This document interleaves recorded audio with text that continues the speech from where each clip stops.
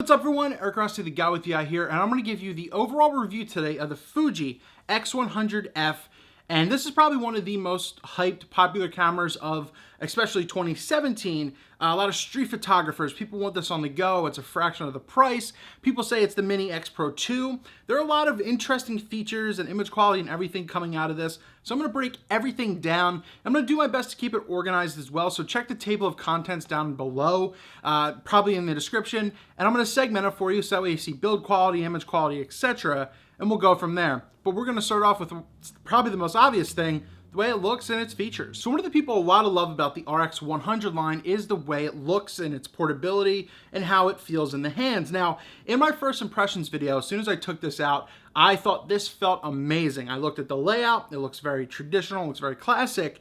But as I actually got shooting with this, I've had this for about a month now, thanks to B&H Photo. They sent this out for review, but they didn't pay me for anything. I took this into New York City a couple times. I did a lot of street photography with it, did a couple things video, which I'll cover, but build quality-wise, it's built very well. It has a great weight. The only thing that I'll say off the back that I do not 100% like is the grip. It is super slippery. It's very hard to use. I borrowed a friend's thumb grip, which you put in the cold shoe right here, and it helps improve the feel a little bit. But if you're using this, I mean, if you can probably get away with it, that's fine. I just did find myself feeling like this thing's gonna slip out of my hand. Get one of the bottom cases that you could put under here that kind of comes up around the lens, and I think that would eliminate that issue. But the build quality of this, besides the grip, which I didn't 100% like, is actually phenomenal. Great weight to it, very pocketable, slips right in. Maybe a little bit tight if you're trying to put this in like a back jean pocket or something like that. But if you're doing that, you're asking to be pickpocketed. But the build quality is great overall. It's that same 23mm f2 lens that they've been using, but on the new sensor that's in here, the 24 megapixel sensor. Overall, the first looks and everything and the way this was, very impressed by it. Even the battery at the bottom, this is also where you put your SD card right at the bottom. The battery life of this, outstanding. I didn't even have to charge the battery once as I was on the streets for a couple days and everything, and I even did some video with it, but I did keep it on a lot of times because as you're doing street photography and you're walking around, it's easy one of those things, if you don't have it on, you got to take it out, turn it on, and then, you know, frame and compose. But if you're just walking around, it's just easier to go boom instead of bringing it on, turning it on, because street photography doesn't happen easily. You have to capture the moments as they're happening. So this is actually a very fast camera. The autofocusing is pretty decent in this thing, and it's cool because you have a lot of things not in the menu per se. I'll cover the menu in a second, but you have the autofocusing zones right here and everything. You've got your continuous, single, manual, and everything right on the side. So easy to access and everything. The other cool thing is, if you're not familiar with these, there's a sensor right here, which if you put your eye up to it, you can see through the viewfinder, and you're pretty much getting everything mostly like it looks. They said the parallaxing wouldn't be that bad, and I found that it was not. I just found that you did have to compose a little bit differently compared to where it was, and it does a good job pretty much correcting most of it, but I did find that it does give you a little bit more headway on things. So it's like, as I was photographing a building, I had to shoot down a little bit to give it the proper height that it needed. So keep that in mind. That's my experience with it. But the EVF is absolutely bright. It's accurate. It's very easy to view things in here, and it's just great. So I enjoyed looking through this, get used to how to shoot with it a little bit, and you can kind of go from there. Now, in regards to the button layouts, there were two interesting parts for this. Well, three.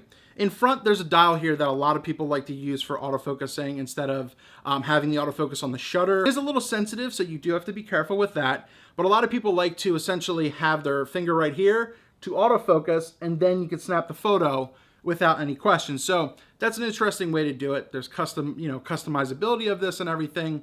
And the interesting part, and I think this came from the X Pro 2, was at the top here, this top dial actually houses the ISO. So you can actually lift it up to change your ISO.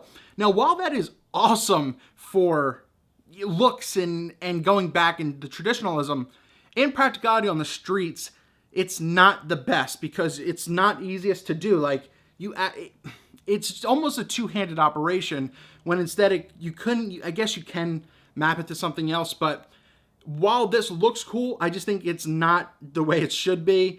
And you really have to give a little bit of a lift to actually change it. Other than that, it's just your external shutter speed on here that you can use as well. But you've got a front dial, you've got a back dial that you can use to change things, your shutter and everything. So keep that in mind. But while this is interesting, it's not that practical on the body itself. The other thing is the little thumbstick dial right here, which you can use for selection and your autofocusing points when you're in here and you're moving around. Great idea for something like that. I wish Canon and Sony would put more stuff like this, or Canon and Nikon would put more stuff like this. Well, even Sony too. This is a great feature. So I'm gonna give video a quick mention here, but I'm not gonna spend much time with it. I did a quick time lapse. I like doing it with water and a little bit of contrast so you can see everything. You're not buying the X100F for video, in my opinion. It's great that it has it. That way you can shoot with it. It does do, full high definition video, but you're not buying this for video. Let's just move on to photo quality and how that all works out. So for $1,300, this thing better take great images, and it does. The image quality is second to none on this camera. I mean, you get amazing raw photos. They don't necessarily show the detail, obviously, because there's no information in there, but the JPEGs that come out of this camera are also a great option if you don't like to work with raw photos, if you need space or something like that. Now, I do wish this had 2 card slots, but none of the X100s do in this line yet. But overall, the RAW and JPEGs that come out of this are absolutely phenomenal. And even just testing on some of the JPEGs, the colors pop straight out of camera.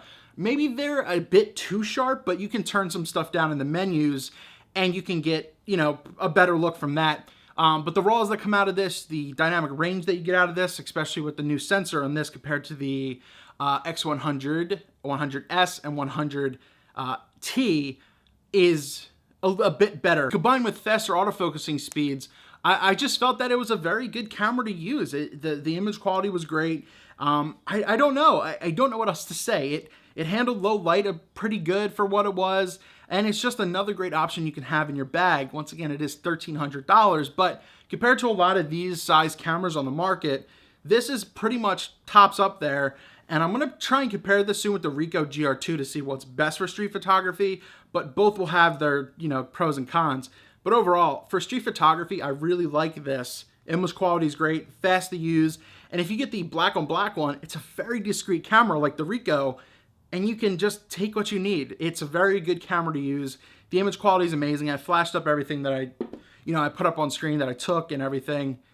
Very, very pleased. It's worth the money if you have it. The other thing I must say is through the menu setup is that Fuji's menus are not that bad to go through. Now, they can be a little bit lengthy, but they're definitely not as confusing as a Sony menu or anything like that. So the X100F does have a lot of customizability in it. And once again, the menus are easy to get through. You can find to switch your video mode. You can find whatever settings you want to change, whatever photo settings you want to change, whatever style you want to use or anything like that very easily through the menu. If you want to see a different video on maybe my favorite settings, let me know down below. I'll try and do that before I have to return this. But the menu, very easy to go through as you see here. So it's great to use. It's easy. Just got some notes here to kind of wrap everything up as I feel like I tackled everything, as I'm pretty comfortable with this camera now. And it's a very close debate if I would sell my Ricoh GR2, which I'm actually a big fan of from 2016 coming into this year for street stuff, for this X100F. But there are just some things, and I'll make a video about this differently, that bring me one way or the other. The price point's obviously a little bit jarring. It's about half the price for the Ricoh, but you're getting a lot of quality and build quality for this guy right here. And is it a huge upgrade from the X100S or the T? I don't know if I'm going to say entirely. Once again, you are getting a different sensor. You're getting the 24 megapixels compared to what you had before, but you have the same lens. I just feel like that lens and the dynamic range you're getting with a bit of a boost pixel-wise is actually a big help, especially when you go towards the higher ISOs as well, which I felt like this performed very well. The interesting part for me was getting used to the viewfinder and the corrections a little bit, but once you're used to that, it's easily a no-brainer. Once you kind of gauge how you need to position a little bit, it's not that bad, so that's another thing. 8 frames per second, it's a decently fast camera.